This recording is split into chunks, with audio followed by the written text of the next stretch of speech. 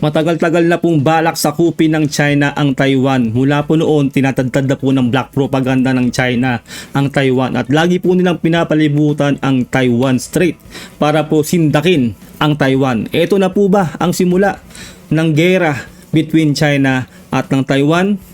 Ano pong magiging epekto ng digmaan ng Taiwan at ng China sa Pilipinas? Ang video po ng ating gagawin ngayon ng reaction video mula po kay John Reps. Mag-subscribe po kayo sa kanyang channel.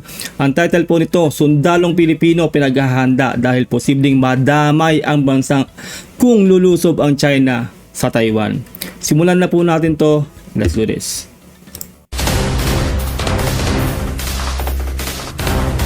Sinabi ng AFP Chief of Staff kahapon sa mga sundalong Pilipino na maghanda umano sa giyera sakaling sasalakayin ng China ang Taiwan matapos magulantang ang puwersang militar ng Taiwan sa inilunsad na military drills ng China kahapon sa paligid nito nang wala umanong announcement. Kaya't mabilis ring nag-deploy ang mga puwersa ng Taiwan tulad ng mga land-based missiles, air defense system, mga fighter jets at mga barkong pangdigma nito. Hindi pa payag ang Taiwan basta-basta na basta lang silang lulusubin syempre ng China, no? Preparado rin po ang Taiwan. Malapit na rin palawakin ng Philippine Navy ang mga naval force unit nito na nangangasiwa sa West Philippine Sea at mga katubigang malapit sa Taiwan. Pinag-aaralan rin umano ng AFP kung paano sasagipin ang nasa 250,000 OFW sa Taiwan at palawakin ang sphere of operation kapag nagsimula na ang giyera. Habang ang Philippine Air Force naman ay nag-anunsyo na malapit na umano makabalik ang mga naka-ground na puwersang panghimpapawid nito. Kaya't para malaman ang buong detalye ay tumutok at makinig na mabuti.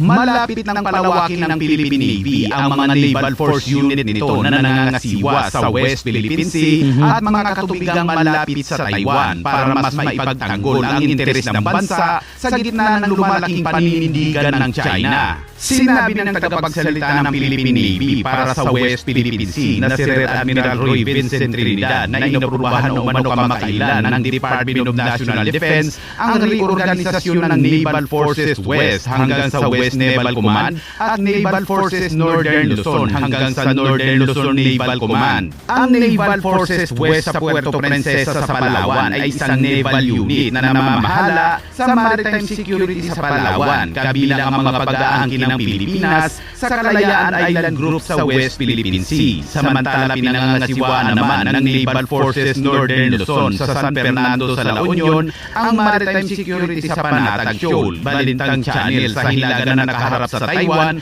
at ang Philippine Benham Rise sa Silangan. Nagbibigay na mas magandang, mas malaking atensyon ngayon sa mga lugar na ito, and these are the naval components confronting them. Ang parehong mga unit ay kabilang sa mga nasa frontline na nakikitungo sa mapamilit at agresibong aksyon ng China. Nakatakda ring pahusayin ng Philippine Navy ang kanilang maritime defense capabilities sa nalalapit na pagdating ng BRP Miguel Malvar. Ito na nga po ba yung sinasabi natin, no? Na parating na ang Miguel Malvar at masasabi natin na palakas na po ng palakas ang puwersa ng Pilipinas. No, palakpakan po natin at syempre sa pamumuno po yan ni Pangulong Bongbong Marcos. Diba po, hindi po magkakaroon ng ganyan ng Pilipinas kundi po si Pangulong Bongbong Marcos po ang namumuno sa atin ngayon. Real talk po yan. Ay isang guided missile frigates. Ayon sa larawang ibinahagi ng defense analyst ay umalis na ang frigate noong Lunes, March 31 mula sa shipyard ng Hyundai Heavy Industries sa Ulsan, South Korea at patungo na sa bansa. Ang seremonya ng pagdating ng barko ay naka-schedule naman sa susunod na linggo, April 8. Naunang umuwi sa bansa ang BRP Miguel Malvar habang ang BRP Diego Silang naman ay sasalang muna sa mga pagsubok at inaasahang sa September naman darating sa bansa. Wow, grabe, parami po ng parami ang assets po ng Pilipinas, no? Kailangan na po talaga natin yan dahil ito na nga po China ay nag-aalburuto na. Nagbabalak na talaga sigurong sakupin ng Taiwan at sure na madadamay po ang Pilipinas dahil po napakarami po nating kababayang OFW ang naghahanap buhay po sa Taiwan. Kaya kailangan po nating mag-rescue doon. At syempre po, kaalyado po natin ang Taiwan kaya kailangan din po talaga na magpunta ng Pilipinas doon. no, para tulungan ang Taiwan sa mapanakop na China. Real talk yan. Alang muna sa mga pagsubok at inaasahang sa September naman darating sa bansa. Samantala sinabi ni AFP Chief of Staff General Romeo Browner kahapon sa mga tropang Pilipino na maghanda sa giyera kung sakaling sasalakayin na ng China ang Taiwan. Tama. Dahil kahapon ay nagulantang ang mga puwersa ng Taiwan matapos maglulunsad ang China ng mga pagsasanay militar sa paligid nito nang wala umanong announcement. Nagulat umano ang Taiwan nang madidik nito ang mga warship ng China na pinapalibutan ng kanilang bansa. Kabilang umano sa mga barko ng China ay ang Shandong na isang aircraft carrier. Nako, mag-iingat po lahat po ng kababayan nating OFW sa Taiwan dahil po may ganito na pong ginagawang hakbang ang China at sa mga latest pong balita ay nagpapalipad na nga po sila ng mga missile doon. Kumbaga nang po-provoke at nananakot na po ang China sa Taiwan. Pero po ang gobyernong Taiwan po ay nakahanda at nagpalipad din po sila ng kanilang mga eroplano para matingnan talaga nila kung talagang may banta mula po sa China. At hindi po sila basta-basta magpapasindak dito sa China dahil totoo pong nakahanda po ang Taiwan. Pero ang lagi po nating iniisip dito na sana po lahat po ng mga kababayan nating OFW ay ligtas. Kung sakasakali man pong mag-escalate po ang digmaan ng Taiwan at ng China. Kita naman sa video na inilabas ng China ang mga barko nito na naglalayag, pati na ang mga fighter jets nito na lumilipad sa paligid ng Taiwan. Sa talumpati ni Browner sa anibersaryo ng Northern Luzon Command o NORCOM, sinabi ni Browner na inaasahang pangungunahan ng command ang operasyon para sa pagsagip sa 250,000 overseas Filipino workers sa Taiwan.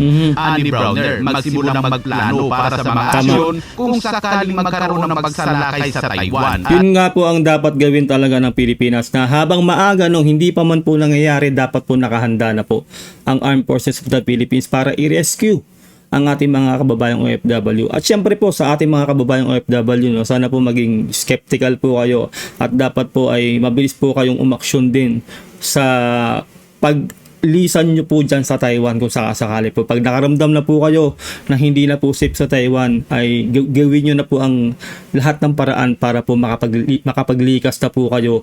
Pumunta po kayo sa mga lugar o umalis na po kayo sa Taiwan mismo, umuwi na kayo dito sa Pilipinas o kung saan man kayo pupuntang lugar na mas ligtas.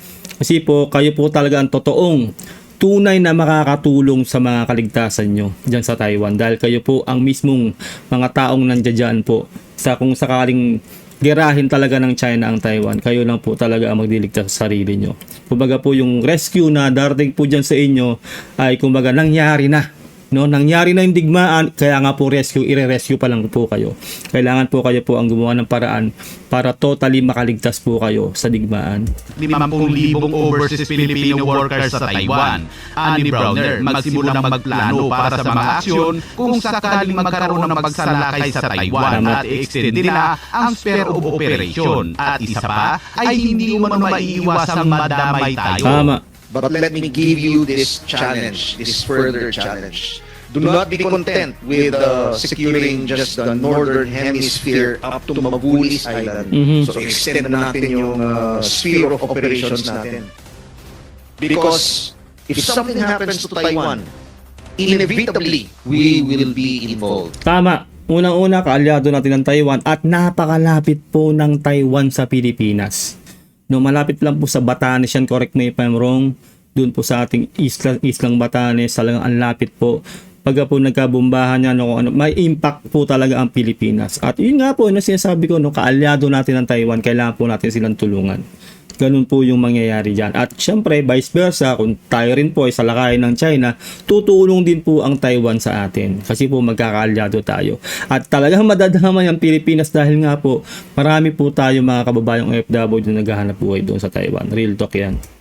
There are 250,000 OFWs working in Taiwan. Yes. And we will have to rescue them. Tama. And it will be the task of Northern Luzon Command to be at the front line of that operation. We are already at war. I am not referring to the kinetic warfare that we see between Ukraine and Russia or between Israel and Hamas. But we are experiencing already cyber warfare, information warfare, Tama. cognitive warfare, political warfare. Totoo yun, sinasabi niya na yun. Kasi po, yung fake news na nga lang po na inaano ng China, di ba? Lalo po yung mga pro-China rin. Talaga pong nandudun po tayo sa verge talaga ng war, ng cyber war. Totoo po yung sinasabi niya na yun. Kaya hindi po pwede magkampante ang Pilipinas, lalo na po't napakalapit din natin sa Taiwan. So, sinisita na tayo. The Communist China is already conducting United Front works in our country. Tama. Hindi po katahang-isip yun. Tama, sa dami po ng spy sa Pilipinas. Di ba po yung mga makapiling, modern day makapili. Isipin nyo, mga traitor sa bayan, yung mga pro-China na yan. Yan po ang mga dapat mahuli. Dahil nagpapagamit sila sa mapanakop na China. At yun nga, nang dahil sa salapi ay nabubulag sila at mismong bayan po nila ang kanilang pong sinasaalang-alang. Nakakalungkot po yun. Na pinapasukan na nila, they're already infiltrating our institutions. Sinabi Tama. naman ng Chinese PLA na ang China kahapon ay nagpadala ng mga hukbong dagat, panghimpapawid at mga rocket force nito upang palibutan ang Taiwan para sa mga pagsasanay sa ilalim ng One China policy. Actually, illegal yung kanilang ginagawa. Pinapalibutan nilang isang bansa, yung Taiwan, ng ganyan-ganyan lang. No? Kumbaga, kahit sa UNCLOS nga, di ba, labag yan sa UNCLOS, yung ginagawa nila na yan. Yun nga, noon pa man ay marami na pong paglabag ang ginagawa ng China sa international law. Siyempre po, hindi po papatinag ang Taiwan dyan at magre-react talaga sila kasi syempre nakasalalay ang kanilang safety dyan sa ginagawa na yan ng China. Kaya ginagawa na rin lahat ng Taiwan ang kanilang magagawa para mapigilan o mamanmanan o talaga mamonitor ang ginagawa na yan ng China sa palibot ng buong Taiwan. Ang mga drills ay naglalayong magpadala umano ng stern warning and forceful deterrence sa mga umano'y separatist ng Taiwan. Hindi naman nagpatinag ang Taiwan at kaagad namang nag-deploy ng mga puwersa nito tulad ng mga fighter jets, surveillance aircraft, air defense system, land-based missiles at mga barko upang bantayan ang kilos ng China. Kaya po yung sinasabi natin na hindi po magpapatinag ang Taiwan. Nakahanda po sila. At nakita nyo rin naman po yung kanilang mga kakagamit, dekalidad. Talaga pong handa ang Taiwan kung ano man ang mangyari. Pero syempre po, lagi ko nga po sinasabi sa inyo, sana pong hindi po matuloy yan dahil wala pong totoong panalo sa digmaan. Di ba po, destruction po yan ng ating inang kalikasan, ni Mother Earth. At syempre po, maraming buhay ang mawawala at mga infrastrukturang masisira. Babagsak po ang ekonomiya ng mga bansang sangkot sa kahit anumang digmaan, mapa-China man yan o Taiwan, ganun po yun. Kapag may digmaan po, babagsak po ang lahat. Syempre po, wala pong magandang idudulot talaga. Para sa akin lang po yun. Kasi po, wala po talaga, kawawa po yung mga inosenteng buhay na madadamay. Yun lang po yung para sa akin. Puwersa nito tulad ng mga fighter jets, surveillance aircraft, air defense system, land-based missiles at mga barko upang bantayan ang kilos ng China na tila ba naghihintay na lang ang Taiwan na maunang magpakawalan ng bala ang China. Ayon sa Taiwan ay 50 aircraft ng China ang kanilang namonitor at 19 na Chinese Navy warship. Pero patuloy umano silang sumunod sa prinsipyo ng no escalation of conflict sa harap ng nararanasan nilang harassment mula sa China. Ito yung sa akin Sa tagal-tagal ng binabantaan ng China ang Taiwan, bakit ayaw nila magsimula? Di ba po? Nag-iisip din po yung Taiwan yung China Ayaw rin po siguro nilang basta sila magsimula o sila yung unang pumutok, magpaputok. Dahil alam nilang kalalagyan nila. Yung nangyari rin po sa Russia, nag-freeze po lahat ng accounts o assets ng Russia sa buong mundo. Hindi nila pwede magamit 'yun. Lahat po ng pera nila, sa mga bangko sa buong mundo hindi nila pwede magamit kasi po nagsimula sila ng giyera. Ganyan po ang mangyayari sa China kapag sinimulan po nilang digmaan. Babagsak lalo ang kanilang ekonomiya. Di ba po? Ibaban sila ng lahat ng mga bansa. Kasi po sila po yung nanggugulo. Nag-iisip din po yan yung China. Kumbaga po itong ginagawa po ng China ngayon ay naninindak lang talaga sila dito sa Taiwan. Para nga naman, di ba?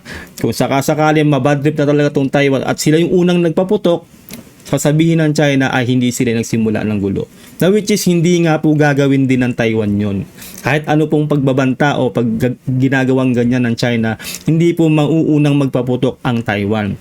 Kasi po ang Taiwan ay dedepensa lang. Alam din po nila yan, mautak din po yung Taiwan. Kaya nga po para sa akin, no, puro laway lang po itong China. Puro lang po pagbabanta. Ampaw. Kasi po sa liit po ng Taiwan, no, so sobrang liit ng Taiwan, kung gusto talaga nilang yan sakupin o gerahin, nagsimula na sila noong araw pa. Pero hanggang ngayon, puro pananakot lang po ang ginagawa nila. Pero hindi po natin masasabi, no? Baka dumating ang panahon ay mabuisit na rin itong China talaga. Ay baka gawin nga nila yan. Pero pag ginawa nila yan, may consequences po talaga. Buong mundo po ang makakalaban ng China. Hindi lang po ang Taiwan. Real talk. Iginiit ng China na ang demokratikong Taiwan ay bahagi ng kanilang teritoryo at nagbabala na nagagamit umano ng puwersa para dalhin ang isla sa ilalim ng kontrol nito. Puro sila ganyan na puro pagbabanta, puro ganito, ganyan gagawin namin sa inyo, pero wala pa rin silang ginagawang action. Hindi sila nagsisimula ng kahit anong gera, di ba? Ganun tayo eh. Iniulat naman ng Agency France Presse na sinabi ni US Defense Secretary Pete Hegseth na titiyakin ng Amerika ang matatag, handa at kapanipaniwalang pagpigil sa buong Taiwan Strait. Sinabi naman ni Brown na Yun yung kaya hindi po kumikilos ang China. No, kasi alam ng China na hindi rin pababayaan ng Amerika ang Taiwan. Ganun po yun, real talk yan. Kaya pero kung isipin nyo, no, kung walang makikialam na bansa, siguro kung Taiwan at China lang, matagal na po sigurong inatake ng China ang Taiwan. Pero hindi po kasi ganoon ng kalakaran, no? Magkakakamping bansa po, allied nation po yan eh. Kaya po hindi po pwedeng manahimik ang Amerika kapag nilusob ng China ang Taiwan. Tutulong po ang Amerika at yun po ang kinakatakot at iniiwasan ng China na mangyari. Kasi pag nagsimula po talaga ng gera ang China, ay nako, mapupulbos po talaga ang China sa dami po ng kaalyado ng Taiwan. na ang susunod naman ng malaking salungatan na haharapin ng mga sundalo ng Pilipinas ay hindi laban sa ating sarili mga tao o Pilipino. Patuloy ang tensyon habang inaangkin ng China ang halos lahat ng South China Sea magmula sa mga isla ng Japan sa Senkaku hanggang sa karagatan ng Indonesia. Grabe no, sobrang kapal ng talaga ng China. Lahat na lang dyan. Buong karagatan halos siguro gusto nilang angkinin kanila daw. Ganyan sila kakapalang mukha tong China. Kaya dapat lang po talaga na pagtulungan to, na dumugin to ng buong mga magkakalapit na bansa dyan sa Indo-Pacific o sa buong Asia o sa buong mundo na. Di ba po? Kasi ilan lang talaga ang kakampi ng China. Real talk po yan kasi po sila po yung nanggugulo mulat sa pool. Di ba po? Alam po ng buong mundo yan. Marami pong nakasaksi na sila ang nagsisimula. Tapos pinapakalat po nila sa kanilang mga media na sila yung nasa tama at sila yung inaargabyado na which is hindi po totoo yun. Maling-mali. Fake news. Pumalag ang Indonesia kaya sa ngayon ay hanggang Malaysia na lang ang patrolya ng mga barko ng China.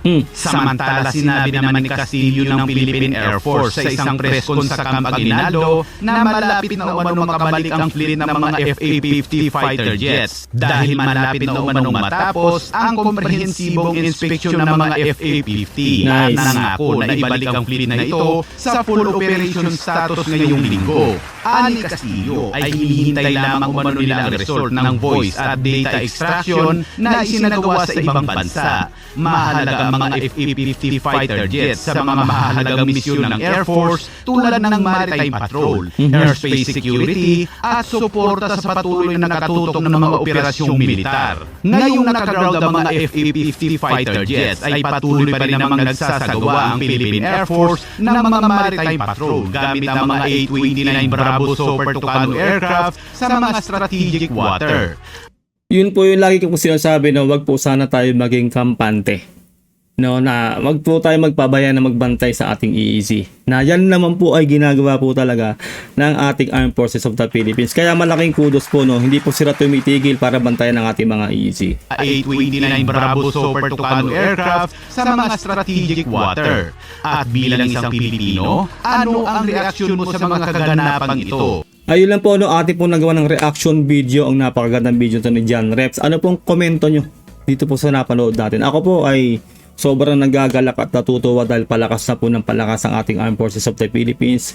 Marami na po tayong parating ng mga barko tulad po ng Miguel Malvar at marami pa pong iba. At malapit na rin po tayo magkaroon ng submarine. At ang hindi po magandang balita, no, yun nga po, nasa bingit po ng kapahamakan ang ating mga kababayang OFW sa Taiwan. Sana po ay mailigtas natin sila o sila na po mismo gumawa ng sarili nilang aksyon para mailigtas din po ang kanilang sarili. Dahil sila po yung mismong nandoon sa Taiwan. At sana po hindi po mag-escalate ang kaguluhang to dahil lagi ko nga pong sinasabi, wala pong totoong panalo sa digmaan. Kung nagustuhan nyo pa ating reaction video, mag-subscribe kayo po sa ating channel, like this video. Ingat po kayo lahat. Until next time, God bless and peace out. Bye.